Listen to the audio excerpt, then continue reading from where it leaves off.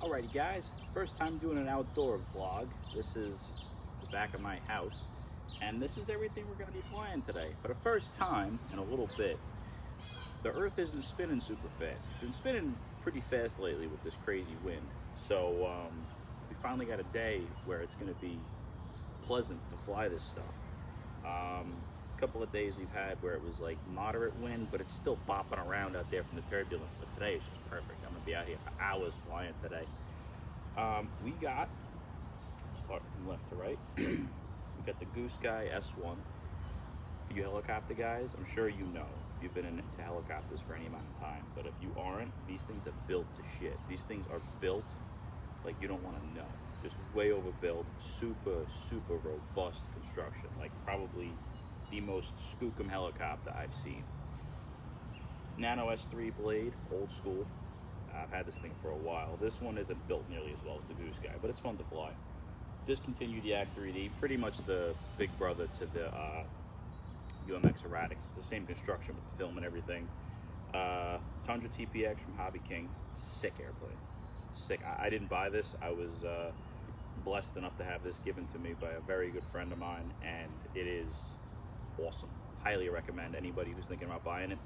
If you are going to buy it, change out that ESC immediately, because me and somebody else at our flying field who has the same plane, both of us had ESCs go, and my buddy had two Hobby King ESCs take a shit on him. So I got a Arrows RC ESC on there now that's chugging along. This is it's an HCF Tech. I don't even know if they make these things anymore. This one was also given to me. I was blessed enough to have this thing given to me. It's the same construction as this and the UMX Erratics. Carbon fiber with like a foam frame and then a film skin. Super duper light. Crazy slow performance. And of course the E-flite Erratics. This one's still in production, and this one is everything you've heard about this plane and that plane are, if anything, an understatement. They are both sick airplanes to fly. I mean, my backyard's a decent size,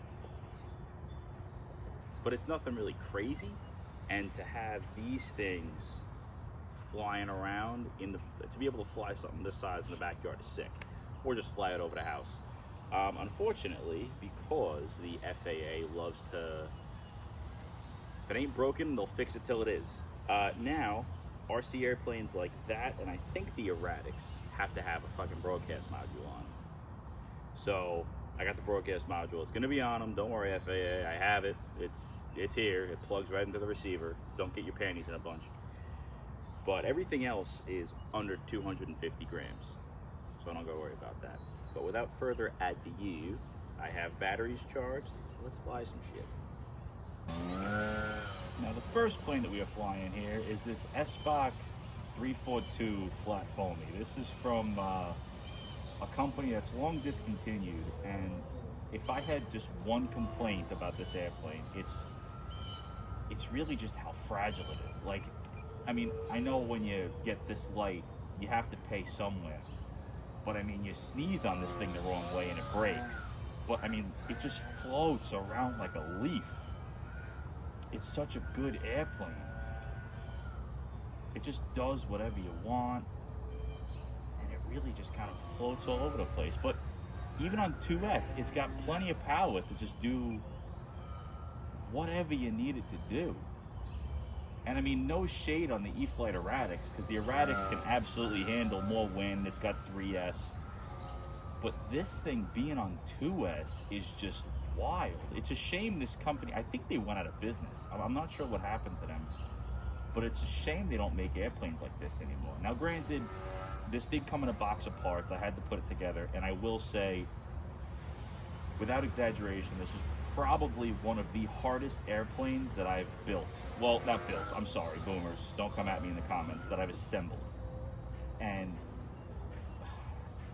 it's absolutely worth it with how this thing handles. But needless to say, it really was very difficult to assemble with the push-pull. Now this is the E-flite Erratics. Now this one handles just as good as that flat foam that we just saw, the film. Only thing is, this one, it's a little bit heavier. and you definitely feel that on the sticks. You feel the weight of the plane, but again, with that weight comes the ability to handle windier days. So it's absolutely able to be out here when it's blowing more than a fart of a mile an hour. And it has a gyro, it has AS3X, it has safe. So if you find yourself in a really bad sticky spot, you can get out of it with safe, which is beautiful. Honestly, thankfully I haven't had to use it yet, but it is a huge feature to have. It's nice to know that you have that oh shit, that proverbial oh shit button. If you ever have to get out of something, you know you can. And on 3S, it's got that little bit of a punch. I know it weighs more, but that one extra cell really gives this plane that little bit extra performance that 2S doesn't have. Okay, so we've worked our way up. So we started with 2S with the HCF Tech flat foamy, 3S with the erratics, and now we have the 4S Durafly Tundra. This airplane, again, just like the erratics, whatever you've heard is, if anything, an understatement. This thing's amazing. Now this one has 4S, so it is heavier. There's no gyro, so in a small space like this, it's a little bit hairy, you know. So as you can see, that was almost a botched maneuver there. So this backyard, at least for me, you know, I'm not the greatest pilot in the world. I prefer this for the front yard. Last of the airplane, I guess you can call this one a prequel. We've gone all the way back to 1S. Now this is the E-flite UMX Yak 54. This is a 1S, fully 3D capable. I mean, this thing is just awesome. I mean, going from flying the three much larger airplanes, it feels like I'm flying in a wide open field with this thing. So this thing is unfortunately discontinued, but E-flite does offer the UMX erratics, which is the exact same construction as this, with the foam frame, I guess you can call it, the foam ribs with the film covering. And on 1S, you're getting, I think the new erratics is 2S actually, I apologize, but this one is 1S. On 1S, you're getting like 5-minute flight times, and this thing has AS3X. So, like, you really can't beat this. You know? 5-minute flight times on 1S. This little airplane is the perfect backyard 3D plane. And on a nice we finally have a nice calm day. I mean, this is, it's like I'm at a park right now with this thing. It feels like I got all the space in the world to just, you know, do whatever. And granted, 1S isn't a ton of power. I'm very close to the top of my power band doing a hover with this thing. But even so, I mean, I've had this plane for, I don't even know how long I've had this plane. It's been years.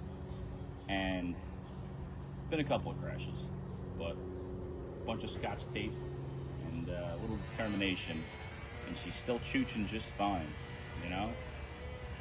I mean, come on guys, you really can't beat this. Backyard flying at its finest.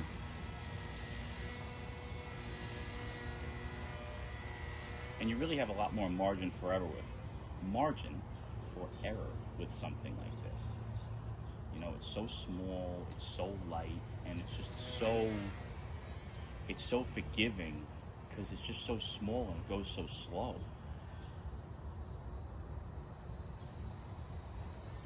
I have the old, like, I think it's been discontinued for about a decade now, the UMX T28 Trojan, probably like 15 years at this point, because this is before it was even 2S available.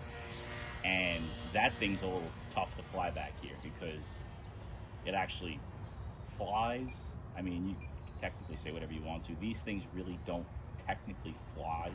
They're kind of like kites with a propeller on them.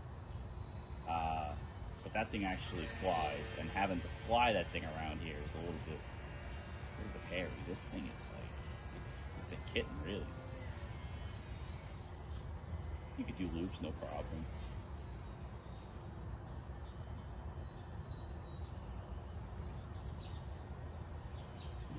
This is a great plane for me to practice rolling Harriers on, honestly.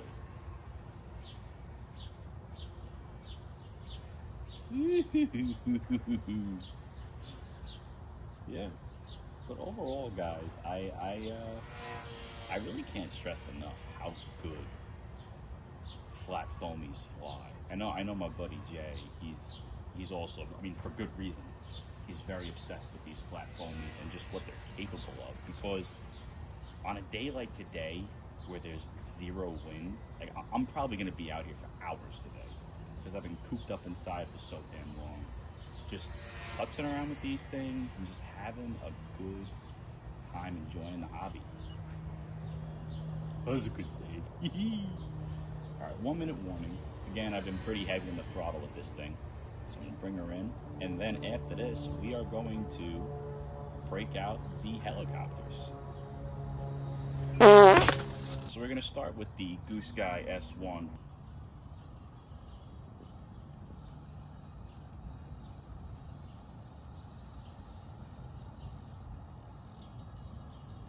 The Nano S3, I'm having a transmitter issue with it, and I'm just going to deal with that later. I'm going to enjoy flying as much as I can while I have this nice weather. 2S, direct drive motor right to the rotors. There's no gearbox. And this thing is just incredible. Now, we're on mode 1, which is very heavily gyro stabilized, and it's really a good heli. Now we're going to go to stunt 1. Now this is only... I guess you can call it the slower of the two head speeds, right? Now, even with this head speed, I'm still able to do some really cool stuff, you know? And you can even hear it. You can hear the way this helicopter sounds compared to something of lesser quality. It just, like, you just feel how rock solid this thing is in the air. I really can't even describe it. And then here's head speed 2, which, I mean, this is like crazy. Like I'm not even like it's really it's really nuts how much power this thing has. It's just wild. Now, if I was in any way proficient with helicopters, which I'm not even going to pretend that I'm anywhere near as good as some of these guys that are doing TikToks and all these other crazy things. I'm just getting used to flying these things, honestly. But, I mean, this thing is just crazy. But it also goes with that thing, you want to have something you can grow into rather than something you're going to grow out of. You know, I mean, this thing is really just rock. I probably said it about 8,000 times how solid this thing is. I just can't get over how good this thing is, you know? Really just a great helicopter.